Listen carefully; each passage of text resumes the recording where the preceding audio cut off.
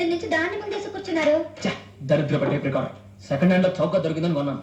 ఇప్పుడు రిపేర్ చేయలేక 2 చేతులు పడిపోతాను. నాకు మ్యూజిక్ అంటే ప్రాణం. పాట వినకపోతే నిద్ర పట్టదు.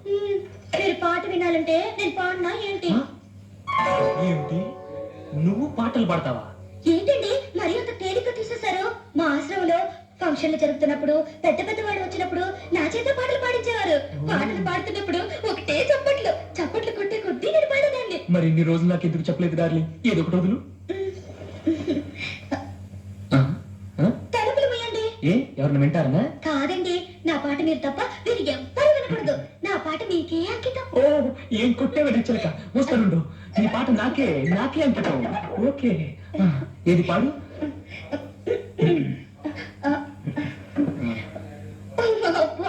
నా మొహం ఒక చూడకండి, నాకు సిగ్గేస్తుంది. నీ మొహం చూడకుండా ఇంకేం చూడమంటావే? మీరు వెనక్కి తిరగండి. నా దగ్గర ఎందుకు సిగ్గు? మీరు వెనక్కి తిరుగుతారు, నేను పాడతాను. ఓకే ఓకే ఓకే నా వీపు చూసి పాడు పాడు.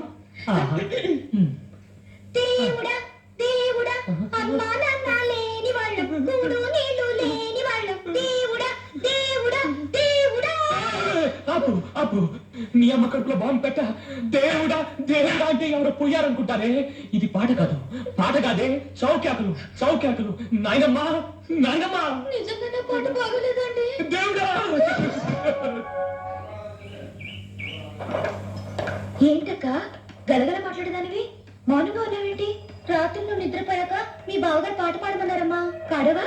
పాడాను. తిట్టారు. ఏ బాగా పడలేదా? నాకేం తెలుసు. ఆ పాట పాడితే మా ఆశ్రమంలో అందరూ మెచ్చుకునేవారు. నేనేమో తిట్టారు. నీకు వినిపించదా? ఓ వినిపించు.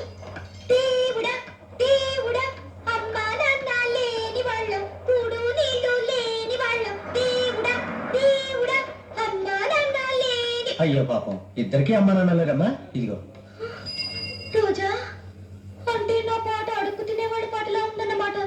పాపం అందుకే ఆయన ఆప్సెట్ అయిపోయారు. చూడక్క, నువ్వు పాడిన పాట బాలేదు గాని నీ గొంతు చాలా బాగుంది. వంట నేర్పినట్టుగానే 4 రోజుల్లో నీకు పాట కూడా నేర్పుతాను. నిజంగా? అయ్యో